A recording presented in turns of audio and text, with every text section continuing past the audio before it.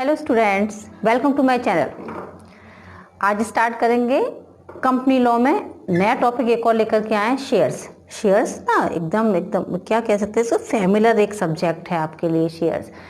11th 12th है ना, BCom में भी बहुत यूज़फुल है, बीबीए में भी ये चैप्टर और ये टॉपिक आपके लिए बहुत ज़्यादा यूज़फुल हो जाता है। तो सोचा चलो शेयर्स पे ही बच्चों को कुछ बता दिया जाए जितना मुझे आता है। ठीक, अच्छा, शेयर्स जैसे पता तो है कि भाई शेयर होता क्या, लेकिन फिर मैं अपनी लैंग्वेज में आपको समझाने की कोशिश करती हूँ। देखो कुछ गलत हो तो बता देना, है ना। शेयर क्या होता है, देखो जैसे माना अगर हमारी एक छोटी सी फर्म हमने बनाई है ना। अभी जो फर्म हमने बनाई है, हमें फर्म में और हमें ज़रूरत है यहाँ पर रुपीज़ की, तो कुछ तो कैपिटल हमारे पास है, माना कुछ तो है, माना यहाँ ये कैपिटल है, ये हमारे पास है। अभी ये जो कैपिटल हमको चाहिए, तो ये जो कंपनी होती है ये इसके लिए किसी और से ले सकती है। किसी और से लेने का मतलब है कि इसके लिए वो क्या करती है, लोगों से कहती है कि भाई आप हमारी कंपनी में पैसे लगा दीजिए, है ना। और या फिर वो कहीं से लोन ले सकते, दो काम कर सकते हैं। इतने के लिए, माना इतने के लिए तो ये वाला जो पोर्शन है ये तो उसने ले लिया लोन, इसे हम कहते हैं डिवेंचर्स, और इतने के लिए उसने दूसरे लोगों से अपने यहाँ इन्वेस्ट करा लिया, उसी पैसे को हम क्या कहते हैं, शेयर कैपिटल कहते हैं। ठीक है, स्मॉलर यूनिट्स होती हैं, छोटी छोटी यूनिट्स होती हैं, बाहर के लोग हमारी कंपनी में पैसे लगाते हैं और उसके बदले में हमको अपनी कंपनी का एक शेयर दे देते हैं, हिस्सा दे देते हैं। किस चीज़ में हिस्सा देंगे, हम उसमें देंगे अपनी प्रॉफिट में हिस्सा। इसका मतलब वो लोग हमारी कंपनी के एक तरीके से मालिक बन जाते हैं। प्रॉफिट लेंगे वो हमसे, हमारी कंपनी के जो भी डिसीजंस होंगे उसमें, मीटिंग्स में पार्टिसिपेट करेंगे पूरी तरीके से। ठीक है ना। चलते हैं इंट्रोडक्शन। जैसे हमने लिखा हुआ है, share is the smallest unit in which owner capital of the company is divided. ठीक है, a share is the interest of share holder the company is measured by a sum of money for the purpose of liability and interest. ठीक है, अच्छा, share को हम क्या कह सकते हैं, इसको हम शेयर होल्डर्स का इंटरेस्ट भी कह सकते हैं किसी भी कंपनी में। समझ गए आप मेरी बात को। जो शेयर होल्डर्स हैं उनका इतना इंटरेस्ट है, इतना। अभी ये किस रेशियो मिलेगा, जितनी वो कैपिटल लगाएंगे उस रेशियो में उनको प्रॉफिट का हिस्सा दे दिया जाएगा। ठीक है, इसका मतलब शेयर, बस समझ गए ना। शेयर क्या है, शेयर एक छोटी छोटी स्मॉलर यूनिट्स होती है जो हमारी कंपनी की, अगर हम कैपिटल को छोटे छोटे पार्ट्स में डिवाइड कर दें, जो बाहर से आई हुई है, ओनर्स कैपिटल नहीं, बाहर से जो आई हुई है, वो हम उससे हम क्या कहते हैं, वो हमारी होती है शेयर या फिर शेयर कैपिटल। ठीक है, चलते हैं आगे। टाइप्स ऑफ शेयर्स पाए जाते हैं। कितने तरीके के कंपनी के पास शेयर्स होते हैं, एक इक्विटी शेयर्स होते हैं, एक प्रीफरेंस शेयर्स होते हैं। इक्विटी शेयर्स जो प्रीफरेंस नहीं होते वो इक्विटी हो जाते हैं। ठीक है, जो प्रीफरेंस नहीं होते इक्विटी हो जाते हैं। इक्विटी शेयर होल्डर्स ये होते हैं प्रॉफिट, पार्टिसिपेट करते हैं profit of company after all preferential rights have been satisfied. जब सारे प्रीफरेंशियल राइट्स को दे देती है कंपनी, सारे डिविडेंड पेमेंट हो जाते हैं, सब कुछ एक्सपेंसेस पेमेंट हो जाते हैं। ठीक है, उसके बाद जो बचता है उस प्रॉफिट में इनका इक्विटी शेयर्स वालों का हिस्सा होता है। ठीक है, प्रीफरेंस वालों में आ जाते हैं। तो प्रीफरेंस शेयर्स वो होते हैं जो प्रायोरिटी में होते हैं। डिविडेंड सबसे पहले इनको दिया जाएगा, एक फिक्स रेट से दिया जाता है। रिटर्न ऑन कैपिटल भी होता है, जब कंपनी की वाइंड अप होती है तब इनका रिटर्न भी किया जाता है, इनको वापसी भी किया जाता है। तो फिर इसका मतलब प्रीफरेंस शेयर्स इनके कंपैरिजन में ज़्यादा अच्छे हो गए, है ना। इनको डिविडेंड दिया जाता है, वाइंड अप हो रही है कंपनी तो भी इनका हम पेमेंट किया जा रहा है। ठीक है, लेकिन प्रीफरेंस शेयर्स ज़्यादातर जो फाइनेंशियल इंस्टीट्यूशंस होते हैं उन्हीं को इशू किए जाते हैं। क्यों, क्योंकि हम एक दूसरे से रिलेट हो जाते हैं। ये कंपनी हो गई और ये हो गया हमारे फाइनेंशियल इंस्टीट्यूशन। भाई कंपनी कहीं और से लेने से बेटर है फाइनेंशियल इंस्टीट्यूशन को प्रीफरेंस शेयर्स कर देती, क्योंकि एटलीस्ट यहाँ से वो इनको क्या मिल रहा है, इनको डिविडेंड मिलता रहेगा और ये सिक्योर्ड होंगे इस बात के लिए कि कम से कम वहाँ से डिविडेंड आ रहा है, और इसको भी इन बात का मतलब एश्योरेंस रहता है कि फाइनेंशियल जो इंस्टीट्यूशंस होते हैं वहाँ से पैसा लोन से बेटर है कि प्रीफरेंशियल शेयर्स वहाँ से ले लिए जाए।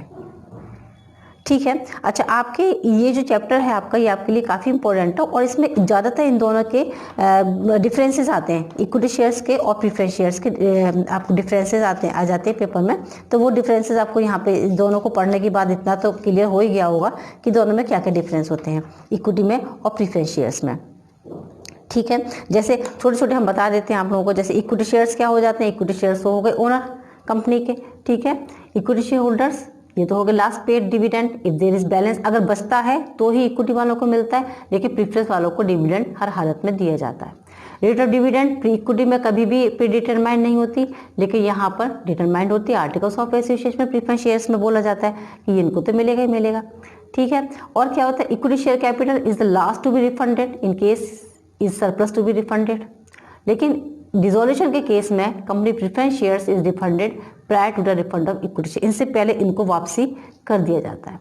और इक्विटी शेयर होल्डर्स इसको फुल राइट है वोट करने का सारे सर्कमस्टेंसेस में, लेकिन इनको यहाँ पर राइट नहीं होता, सिर्फ स्पेशल सर्कमस्टेंसेस में ही इनको वोट करने का राइट होता है, ठीक है। Each equity share holders have the right to participate in management, ये मैनेजमेंट के हर एक पार्ट में हिस्सेदारी होती है, लेकिन preference share holders do not have any right to participate in the management unless, अगर कोई ऐसा सर्कमस्टेंसेस आता है तो फिर उनको राइट दे दिया जाता है, अदरवाइज राइट उनको नहीं दिया गया है। बात मेरी समझ में आ गई होगी। ये दोनों का जो डिफरेंस है वो काफ़ी आपके लिए इम्पोर्टेंट है, ठीक है। 7.5 मार्क्स में ज़्यादातर आपके यहाँ बीकॉम में ये आ जाते हैं। प्रीफरेंस शेयर्स में भी काफ़ी टाइप्स हो जाते हैं, तो हम प्रीफरेंस शेयर्स के टाइप की साइड चलते हैं, ठीक है।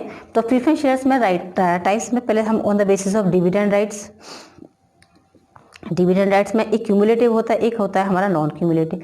क्यूमुलेटिव मतलब प्रॉफिट हो या ना हो आपको पेमेंट करना है, और अगर इस साल आपका पेमेंट नहीं हुआ तो नेक्स्ट टाइम पे आपको उस पेमेंट को ऐड करके दिखाना होगा। जैसे इस साल हमारा 1000 रुपीज़ का डिविडेंड था, आपने नहीं पेमेंट किया, नेक्स्ट ईयर में आपको प्रॉफिट होगा तो आपको ये वाला 1000 प्लस वो वाला दोनों देने पड़ेंगे। नॉन क्यूमुलेटिव में ऐसा कुछ नहीं होता, जिस ईयर में प्रॉफिट होगा आपको डिविडेंड उसी ईयर में पेड करना होगा। On the basis of recovery of capital, redeemable यानी कि रिडीम करना है, यानी कि पेमेंट करना है आपको इसका जब कंपनी वाइंड अप होगी या जब वो टाइम उनका 5 साल बाद 10 साल बाद। इरेडीमेबल ये आपको पेमेंट नहीं करना होगा। On the basis of convertibility, तो एक होते कन्वर्टिबल, एक होते non convertible. Convertible means conversion हो सकता है इनका, प्रीफरेंस का प्रीफरेंस के साथ, प्रीफरेंस का इक्विटी के साथ, प्रीफरेंस का डिवेंचर के साथ। नॉन कन्वर्टिबल में आप कन्वर्ट नहीं कर सकते हैं। On the basis of participation, participating यानी कि अब कंपनी के किसी भी काम में इनकी पार्टिसिपेटिंग हो जाती है, ये पार्टिसिपेट कर सकते हैं, पर ये नॉन पार्टिसिपेटिव होते हैं। कंपनी की किसी भी मीटिंग में इनका पार्टिसिपेशन नहीं हो सकता है, ठीक है। प्रीफरेंस शेयर्स का स्टेटस आर्टिकल्स ऑफ एसोसिएशन के हिसाब से, है ना, अगर वो साइलेंट होता है तो क्या मान लिया जाता है कि ये क्यूमुलेटिव है। अगर एओए में कुछ नहीं कह रखा तो ये क्यूमुलेटिव होते हैं, ये नॉन पार्टिसिपेटिव होते हैं, ये इरेडीमेबल होते हैं, और ये नॉन कन्वर्टेबल ही होते हैं, जब तक कि अनलेस अदरवाइज कोई इसके लिए बात ना कही गई हो तो ही, ठीक है। चलते हैं हम आगे। डिफर्ड शेयर्स और फाउंडर शेयर्स आ जाते हैं, एक और छोटे छोटे से चीज़ें हैं। तो कंपनीज एक्ट जब तक 1956 नहीं बनाता तब तक जो डिफर्ड शेयर्स थे वो भी इशू किए जाते थे। These shares had the least nominal value and entitled to receive dividend after payment of dividend to preference shares and equity shareholder. Equity को और प्रीफरेंस को डिविडेंड देने के बाद जो डिविडेंड बचता था वो इन्हें भी दे दिया जाता था, ठीक है। इनकी नॉमिनल वैल्यू बहुत कम होती थी, लेकिन अब तो नहीं है भाई ऐसा, ठीक है। ये तो एक सिंपल आपकी बुक में था तो हमने इसको एक्सप्लेन कर दिया। आगे चलते हैं। मिनिमम सब्सक्रिप्शन, अच्छा मिनिमम सब्सक्रिप्शन तो हमने लास्ट वीडियो में आपको क्लियर कर दिया था, इतना कम से कम इतना सब्सक्रिप्शन आपको होना चाहिए। वोटिंग राइट्स पे चलती है। इक्विटी शेयर होल्डर्स अभी हमने बता दिया, इनको वोटिंग राइट्स होते हैं, have a voting rights. Preference share holders को कोई वोटिंग राइट नहीं होते, ठीक है। No voting rights but dividend is unpaid. Share not to carry disappropriate right, dividend है, कैपिटल है, टर्मिनेशन भी हो जाता है ना, ये भी प्रोपोर्शनली होता है। एक्सेसिव वोटिंग राइट्स अगर ऐसा होता है तो प्रीफरेंस शेयर होल्डर्स को ये कर दिया जाता है। हम आगे चलेंगे। Under writers of shares, under writing of shares, ये अंडर राइटिंग पता है क्या होता है? एक बहुत सिंपल वर्ड्स में आपको समझा अंडर राइटिंग क्या चीज़ होती है। देखो कंपनी ना एक रिक्विजिट सब्सक्रिप्शन उसको चाहिए रहता है हमेशा। रिक्विजिट सब्सक्रिप्शन माने वो जितना, जैसे वोटिंग, उसने वोटिंग कहते हैं, हमने इशू किए शेयर्स तो हमें लगता है कि कम से कम हमारे पास 90% वापसी आ जाना चाहिए। मिनिमम सब्सक्रिप्शन जो भी बता रहे थे, पर उसे लगता है कि अगर वो इतना नहीं आएगा तो वो पहले ही कुछ लोगों को सेट कर लेती है कि अगर नहीं हुआ, अगर 80% ही रह गया तो 10% तुम खरीदोगे, समझ गए, है ना। 10% वो तुम खरीद लोगे, मतलब इंटरनल सेटिंग एक तरीके से, तो उसे कहते हैं अंडर राइटिंग। किसी भी फाइनेंशियल इंस्टीट्यूशन से ये एग्रीमेंट कर सकती है, क्लियर है ना। तो उसी को हम क्या कहते हैं, अंडर राइटिंग एग्रीमेंट कहते हैं। और वो ये काम फ्री में तो करेगा नहीं, तो इसके बदले के उसको जो पैसे दिए जाते हैं that is called underwriting commission, ठीक है। A company wants to be sure of getting और to requisite the subscription for its shares and debenture before it offer them to public, so the company make agreement with financial institutions who agree to subscribe for the shares और debentures, है ना, to the extent to which public subscription, जितना public subscription उसको receive नहीं हुआ उतना सारा ये लोग ले लेते हैं। इसी को हम अंडरराइटिंग कमीशन कहते हैं। कुछ कंडीशंस इनको सेटिस्फाई जरूर करनी पड़ती हैं। The payment of commission must be authorised by, उतना पेमेंट होगा जितना AOA में लिखा होगा। रेट भी प्रेस्क्राइब्ड होगी। 5%, अगर शेयर्स की कंडीशन है तो 5% मिलेगा, नहीं तो 2.5% मिलेगा डिबेंचर के केस में, विच एवर इज लेस। ठीक है, आगे चलते हैं। कॉपी ऑफ कॉन्ट्रैक्ट, जो कॉपी है इनकी कॉन्ट्रैक्ट का, जो दोनों के बीच में जो कॉन्ट्रैक्ट होगा, है ना, जो कमीशन का, वो रजिस्ट्रार के पास पहुंच जाना चाहिए। ठीक है, चलो। कमीशन एंड डिस्काउंट, ये कमीशन और डिस्काउंट है, ये ब्रोकरेज है, तीनों अलग अलग चीज़ें हैं। ब्रोकरेज क्या, ब्रोकरेज तो वो शेयर्स को सेल कराने के लिए वो ब्रोकरेज दिया जाता है। ठीक है, आगे चलते हैं। एक और टॉपिक पढ़ाएंगे आपको, purchase by the company of its own shares. Company अपने शेयर्स को मार्केट में परचेज कर लेती है, पता है ना, इसको bye back of its own shares कहते हैं। जब कभी ऐसा लगता है कंपनी को कि जैसे कंपनी कौन सी खरीद, जब से फॉरफीचर हो गया हो, है ना, या फिर क्या होता है वैलिड सरेंडर हो जाता है, रिडीम हो जाते हैं प्रीफरेंस शेयर्स, तो उस टाइम पे कंपनी, है ना, ये लिखा हुआ है, ये इस टाइम पर नहीं खरीद सकती, बाकी वो किसी भी टाइम पे अपने ही शेयर्स मार्केट में खुद से खरीद सकती है। ये लिखा हुआ हमने यहाँ पे लिखा हुआ, this is buying of its own selling shares by a no company involving illegitimate and the permanent reduction of it without the sanction of the court invalid of status law। ठीक है, ये लीगल है पूरी तरीके से कि company अपने shares को अपने ही तरीके से मार्केट में परचेज कर सकती है। भाई हमारी चीज़ है ना, हमने निकाली, हमने खरीद ली, ठीक है, लोगों को दिखा दिया कि हमने ये मार्केट में इसको इशू किया था और फिर हमने इसको थोड़े से शेयर्स हमने परचेज कर लिए, तो purchase by company of its own shares हो जाता है। चलते हैं आगे। इस शेयर इशू करते हैं कंपनी, शेयर इशू करने का मतलब क्या है ना, शेयर मार्केट में निकालना, उसके प्रोस्पेक्टस इशू करना कि भाई इतने इतने शेयर्स हैं हमारे मार्केट में, अगर आप चाहें तो आप हमें खरीद सकते हैं। तो ये एट पार माने जितने का शेयर है उतने का देना, एट प्रीमियम यानी कि उसकी फेस वैल्यू से उसको बढ़ा करके देना, या फिर डिस्काउंट पे होता है तभी हम प्रीमियम बता रहे हैं। जैसे कंपनी अपने शेयर्स को इशू कर सकती है more than its face value. ठीक है, excess of issue price of shares over its face value is termed as securities premium. अगर ज़्यादा देती है उसी को हम क्या कहते हैं, सिक्योरिटीज प्रीमियम कहते हैं, यानी कि ये गेन होता है कंपनी का, पूरी तरीके से गेन है कंपनी का। इसमें कुछ लीगल रेस्ट्रिक्शंस है, जो पैसा तो हमारे पास आ गया, लेकिन हम इस पैसे को जो प्रॉफिट हुआ है हमको, उसे हम हमें हर जगह यूज़ नहीं कर सकते, इसमें भी रेस्ट्रिक्शंस लगे हुए हैं। हम कहाँ कहाँ उसको यूज़ कर सकते हैं, देखो securities premium can be utilised.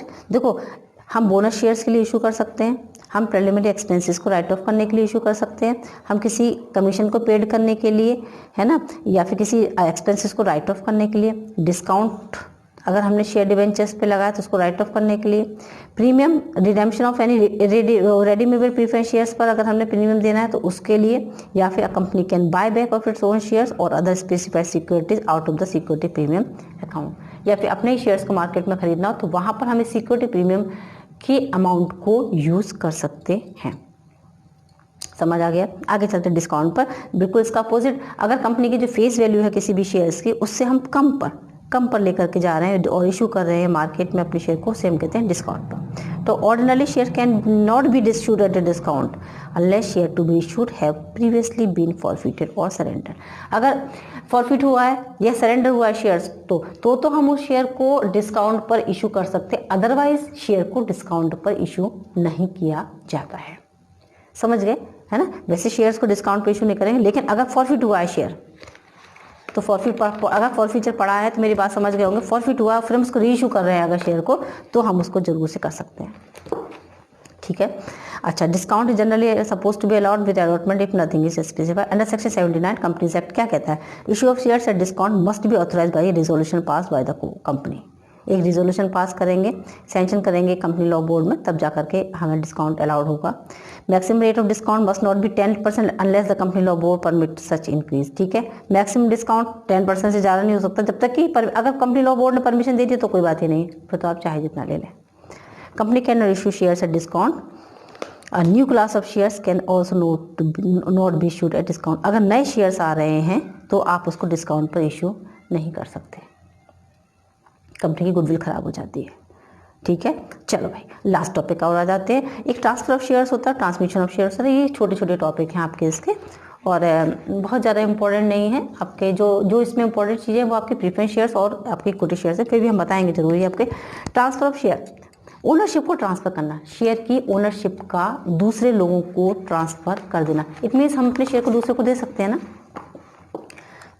One member से लेकर दूसरे मेंबर को दे देना, वॉलंटरी देंगे, अपनी इच्छा से देंगे। इसके लिए वो क्या करेंगे, एक एप्लीकेशन लगाएंगे, जब बोर्ड ऑफ डायरेक्टर्स उस पर को सबमिट कर देंगे, बोर्ड ऑफ डायरेक्टर्स पर अपनी डिसीजन देंगे, फिर रजिस्ट्रेशन हो जाएगा और दूसरे के नाम पर हमारा जो शेयर है वो ट्रांसफर हो जाएगा। That is called transfer of shares, that is called transfer of shares.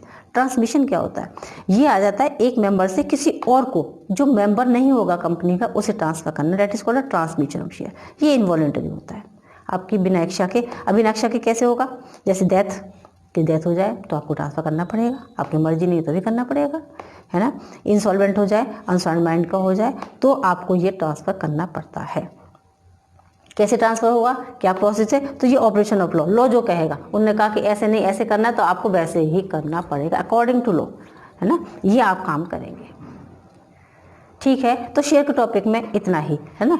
इसलिए हमने शॉर्ट फॉर्म में पढ़ाया कि आपको सिर्फ इसकी बेसिक नॉलेज होनी चाहिए। बाकी बच्चे तो लिखते तो आप अपने ही अकॉर्डिंग है ना इन सब चीज़ों का, बस आपको इसकी बेसिक नॉलेज होनी चाहिए, ठीक है चिल्ड्रन। तो लेकर के आएंगे नेक्स्ट टॉपिक अब आपके सामने। इसमें अगर कोई भी प्रॉब्लम हो तो डेफिनेटली आप मुझे कमेंट बॉक्स में जाकर के कमेंट कर सकते हैं। अगर कुछ गलत हमने बोला हो, अगर हमने कुछ गलत पढ़ा दिया तो प्लीज़ प्लीज़ प्लीज़ प्लीज़ मुझे ज़रूर बताएं। Okay children, take care, good bye.